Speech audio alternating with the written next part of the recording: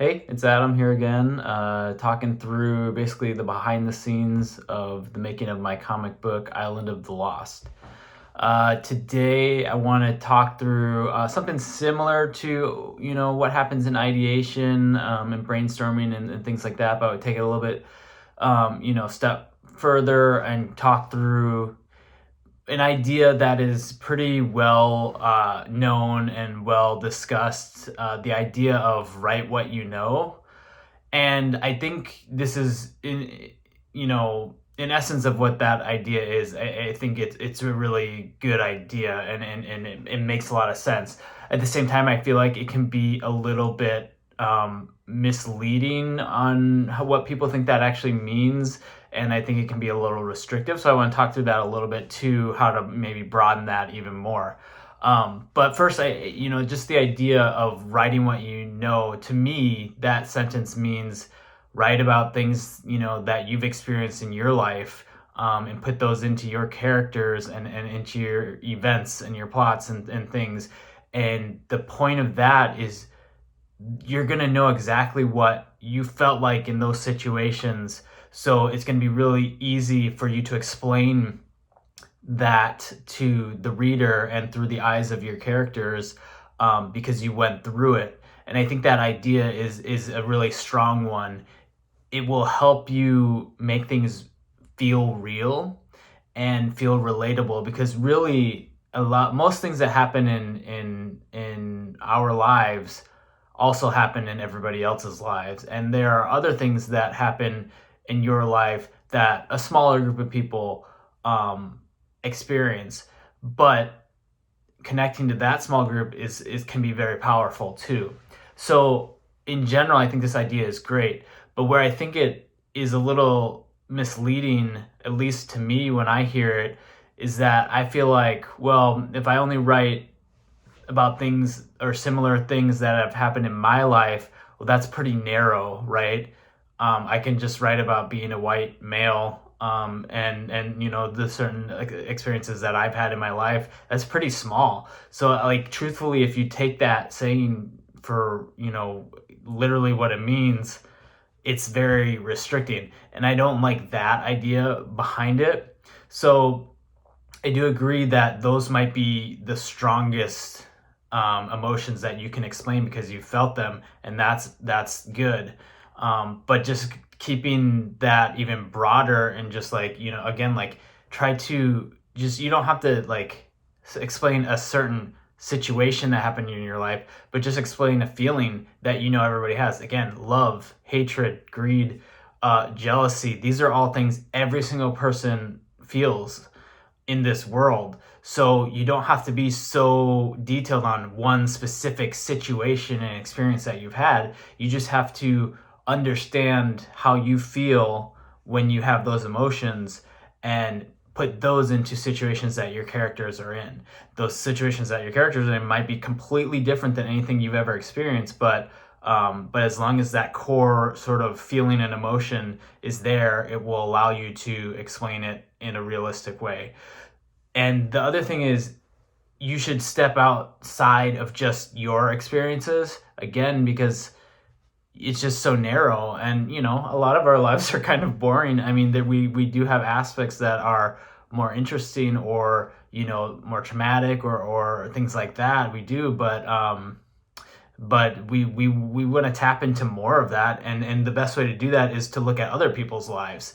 And it's a little harder because you're not so close to it, but if you're talking to the right people, you're asking the right questions, you're watching the right things, you're observing and analyzing everybody as a whole, as a humanity and society, then it allows you to be almost as realistic with those situations and feelings, as you would with your own. So I want to kind of share some examples in this story how I used that tactic. And basically, what the two examples I want to give are two of my characters' situations. So one of my characters is an alcoholic, and there's a scene, or a few scenes really, that I know for a fact that, somebody in my, friends and family has dealt with these exact scenes, and they've told me them and they've described them thoroughly and how that made them feel. And basically, I took those ideas exactly how they were, and that is what is in my story. Like there won't be any more realism than that, because I was literally taking somebody's story from my life that I know and that they've told me, and putting it right into the story. Now I'm embellishing it a little bit just to make it fit with what my story is, and to make it, I'm exaggerating it a little bit to make it more intriguing, more interesting, more whatever, more impactful, right? But 90% of that story and that character's background, 90% of that is a real person's story in real life, and it's not mine, but I was lucky enough to hear that story and understand it, and I can write about it now. Another example, another character, is a drug addict in the same aspect, and I have maybe not as close to that in my life, but have people around me in my network of people that I know have struggled with that, and trying to use at least the information that I have about it to influence what that character does. Also, with that one, there's one specific documentary that I watched that I really like, about a person with a drug addiction, and that information I can kind of take and use. Again, that's not even somebody I know. I just watched a documentary about somebody who's speaking so thoroughly about their experience that it's realistic, it's true, it's their story. So just because I don't know that person doesn't mean I can't use that for a character, and a character's arc or a character's backstory or whatever it is. So that leads me into kind of the next thing, which is, like, you don't actually have to just use stories from people either.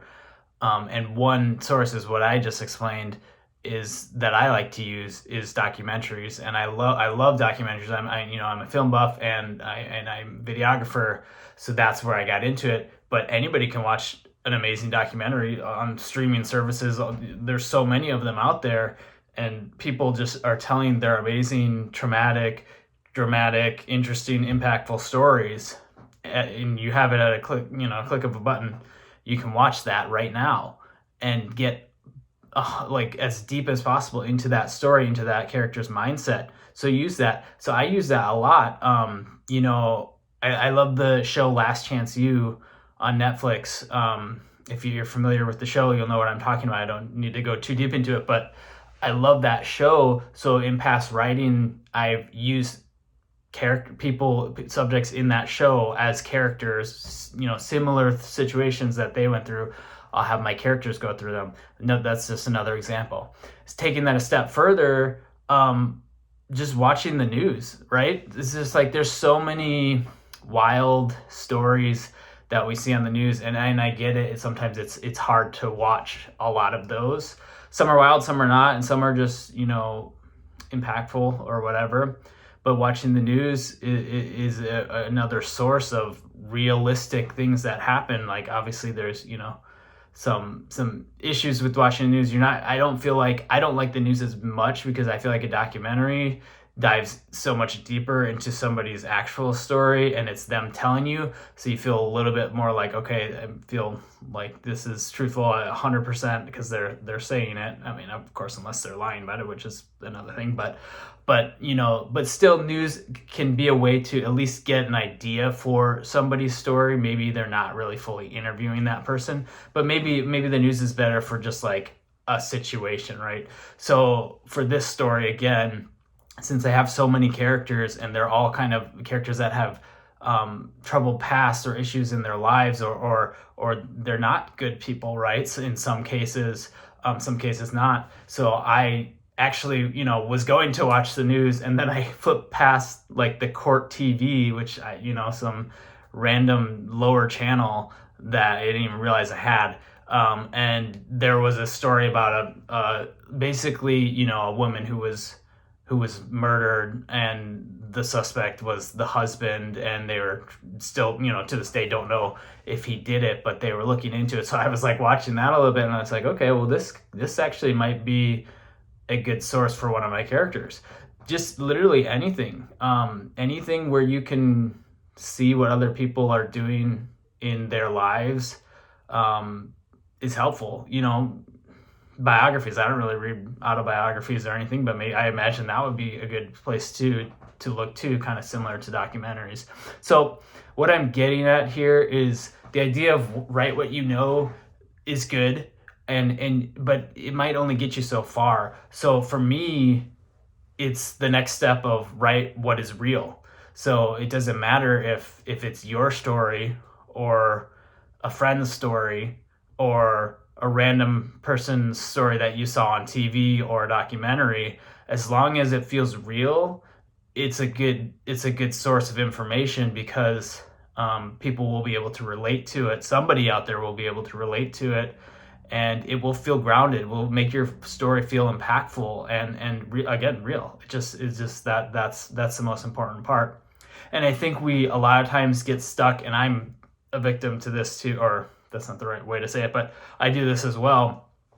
Is sometimes when I'm writing, I'll think about movies I like, right? And I'll take, oh, I kind of like that character in this movie, so maybe I'll make my character like that. And that's okay. It could be, it usually is probably just fine. But the truth is, I don't actually know what research went into that character. It could be a completely fictional character, not based off of anything real at all. And sometimes information too. So like, well, there's just sometimes you get information of things in movies, and you're like, oh, I remember that movie did that one thing. I'm going to kind of do that in mine. But what if that's like not realistic at all? What if they just totally made that up, and maybe the information isn't even like right to what would happen in real life and whatnot? So I think it's kind of a little dangerous to do that. Not dangerous, whatever. It's not really going to bite you or anything. But sometimes it's better if you have an idea to do your own research and actually see like how would this realistically play out in life. And I do have a couple examples of that in my current story. I won't go into them since this is kind of a long video at this point. But yeah, there are a couple situations where like, oh, I feel like this I've heard about this, right? I feel like I've seen this in the news, but I don't actually have all the information. And at this point, I need to go and do a good amount of research to make sure that this is realistically what happens in our world, for this situation. So anyway, this is kind of how I try to treat things and how I think about things, really just as the goal of making things as realistic as possible, to then make it as relatable as possible, to then make it as impactful as possible to readers. So let me know what you think, and I'll see you on the next one.